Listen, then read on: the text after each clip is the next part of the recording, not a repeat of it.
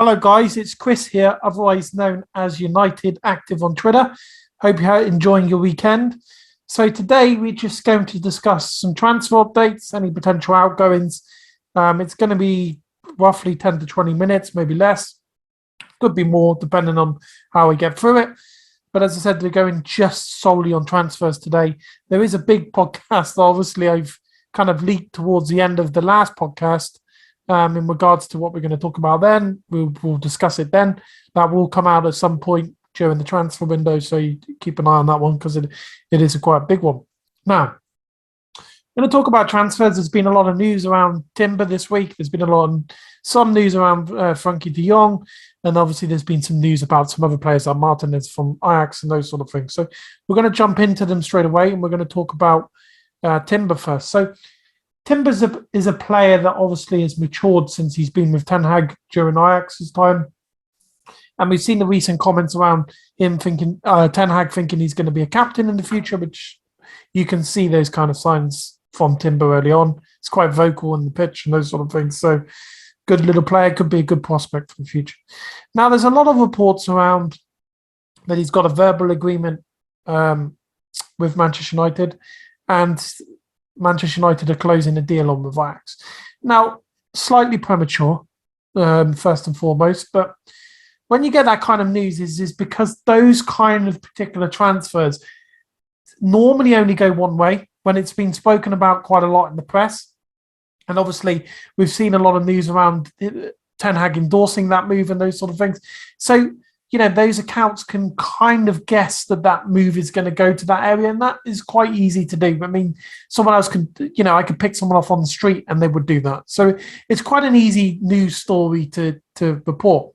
But what it is at the moment is that Manchester United are having started negotiations with Timber, and they've told Ajax, obviously, and they've spoken to Ajax for that particular approval for those discussions because they don't want to disrupt the relationship with Ajax.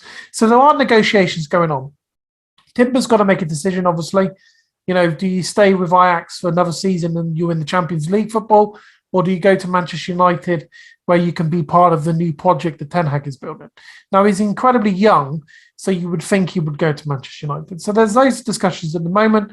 Manchester United are in negotiations with the players' camp, and they're also discussing the potential fee with Ajax.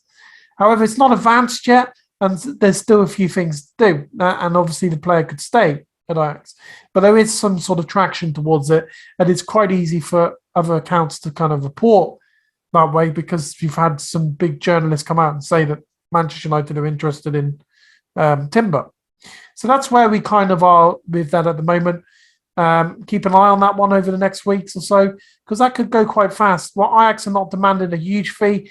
I believe it's somewhere between 35 to 40 million euros.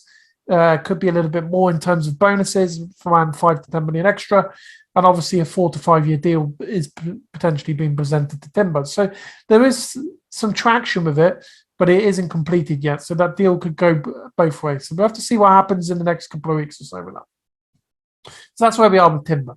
Now, when it comes to Frankie de Jong, a lot of people are getting impatient, and I say this politely because I see this on my timeline a lot. People saying, well, let's hurry up, let's just not bother with the deal. Now, the situation is quite clear, and I've mentioned it this morning when I tweeted out on UtdActive, is that Barcelona are in a current situation where they're looking for solutions, and they're looking at financial solutions for the club. Because ultimately, Xavi does not want to sell Frankie de Jong. He sees him as a key important part to Barcelona. Although he hasn't really got the best out of him yet, he's still, incredibly young, and he sees him as a potential key for the future. So Barcelona manager, we know this from day one, wants to keep Frankie de Jong. And we know Barcelona are willing to sell him at the right price. Now, what Barcelona are doing, and it's quite smart in terms of the negotiation, is they're looking at finance. They're looking at other finances or any resources that they can get before selling key players. But what they're also doing is, and if you notice, what they do is when they mention a particular player like Frankie de Jong, they also mention the financial situation. So although they want to keep him, they're pressed by the financial situation. So what they're doing is, in case the sponsors don't come through or any sort of financial deal comes through or the CVC isn't as good as they think it is, then they have the ability to sell that player particularly quickly to clear their finances. So they're putting all their eggs in one basket and making sure that one's going to pop out. In that example, one will go, one will go, and will be golden for them. So that's quite clever, and that's what they're doing at the moment, because they don't want a position where they're saying they're keeping Frankie de Jong, and then the finances are issues, and someone like Manchester United have moved ahead. Now, there's been some news, and that I read a lot of Twitter news just to confirm. Someone like PSG and Manchester City could get involved. They could, but Barcelona are not interested in selling to a Champions League team to make them more competitive. And that deal is not going to be cheap for a Champions League team. It could be cheaper for someone who's not in the Champions League team, because Barcelona don't need to worry about them for a year or two, or especially next year for Manchester United. So Manchester United stand a chance in that sense. And obviously Frankie de Jong wants to stay at Barcelona. And some fans are saying, well, why are we going for someone who wants to stay at Barcelona? The point here is you're getting it wrong, is that he would be quite happy to play for Ten Hag. Ten Hag has had conversations with Frankie de Jong, and someone came out yesterday saying there's been 3 conversations. Now, after one conversation, if you're having 2 or 3, there's something in it, because you wouldn't have any further conversations. But Manchester United are doing it quietly in terms of the negotiations. They stay relatively optimistic about the particular deal, and they're willing to pay around 60 million to 65 million pounds for the player, but they will not go any further than that. So if Barcelona start to try and hire the negotiations by trying to get other clubs involved, Manchester United are not prepared to go any higher than that. So Barcelona's situation will be resolved in the next couple of weeks, because we know there's a deadline coming and they need to sort it out quickly. And ultimately, they want to sign other players as well. So there's a lot of going on at Barcelona, and that's why it's quiet at the moment. But we have to wait. You have to be patient with these things. It's not like FIFA or Football Manager, like I keep saying. Transfers take time, and there's loads of factors that are involved in potentially moving a player like Frankie de Jong to Manchester United, because he's not on free transfer. A lot of free transfers are easy to go and get because you're only negotiating with the player. You don't need to negotiate with the club. So there's all that stuff going on. So you have to be a little bit patient with Frankie de Jong. Now, we had some rumours around Lisandro Martinez from Ajax coming to Manchester United. There isn't anything concrete with that at the moment. We'll have to see if there's anything further, but I've had nothing from there yet, and we'll have to see if it materialises and those sort of things. And that's where we are in those particular transfers. Now, I'm just going to talk about Kylian Mbappe a little bit, and I know it's not Manchester United news, but the reason why I'm doing it is because it can have an effect on Manchester United transfers. And there's a couple of reasons why they do that.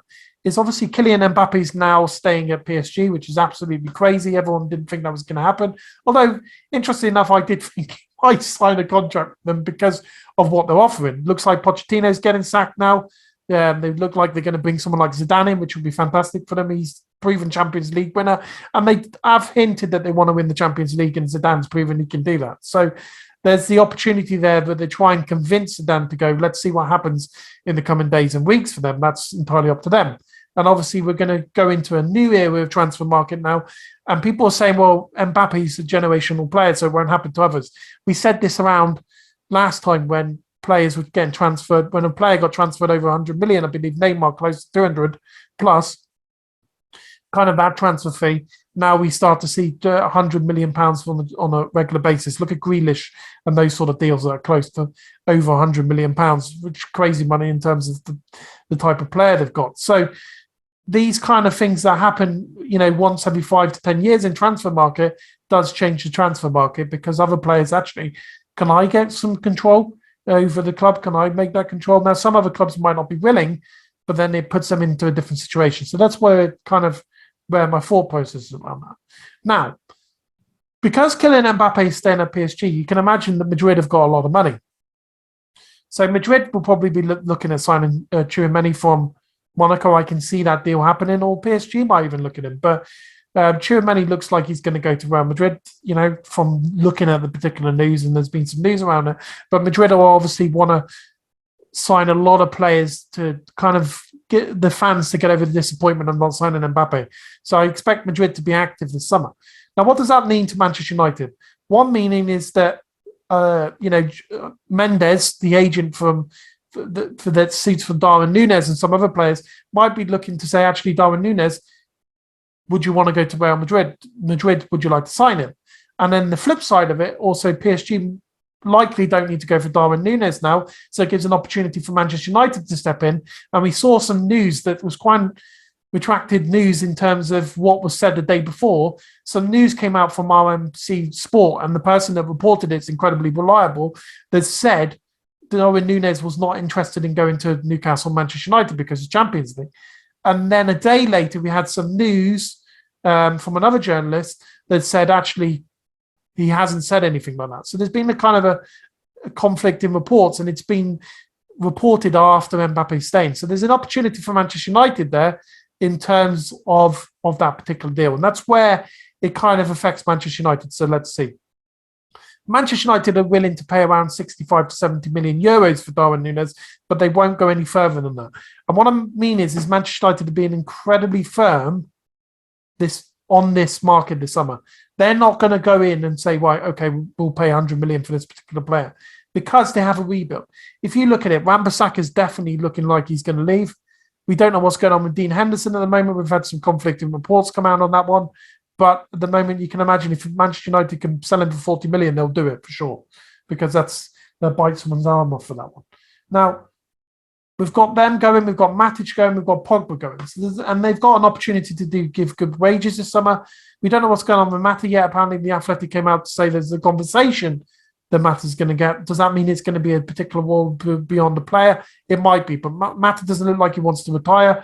I don't see any point in keeping Mata, but again, he had someone similar, maybe slightly similar in terms of Tanic, so he might want to keep him, but let's see what happens with that one. So it's a lot of outgoings going. Cavani's expected to leave. Anthony Martial looks like he could leave, and that could enable Manchester United to sign someone like Rafinha from Leeds or Anthony from Ajax. So there's a lot of opportunities there that go on. But these outgoings will help to depend additional transfers. So it's expected of 4 signings without doing those outgoings. But when you look at those outgoings, you accumulate it, Manchester United could sign up to 6 players this summer with a good transfer budget. Now, some of those players won't be so expensive, and some will be, there'll be a couple that will be expensive. Like, for example, if they sign Darwin Nunez, and obviously if they get a few other players in, like De Jong and those sort of things, those will be expensive transfers. But they're also looking at the free market as well. So they might potentially explore an option for Dembele, although it's likely he's going to stay into Milan. They could still look at Eriksen as a point for midfield. For someone's free and he's already Premier League proven. Look what he's done at Brentford. Look what he's done at Spurs. So there's an opportunity there to replace, have Eriksen as an interim and those sort of things. But Manchester United are also looking at fullbacks this summer. We don't know the list of them yet, but we will get them in the next couple of weeks. Is that Manchester United, we've heard some news today around Alex Telles potentially leaving. Ten Hag doesn't quite fancy the type of player that he is, according to some of the news, which is kind of expected. Telles came in with a high profile, hasn't quite done it at Manchester United. And this is what they're trying to avoid now, is to make these transfer mistakes and sell the transfer mistakes or the ones that don't fit into Ten Hag's plan, politely to say.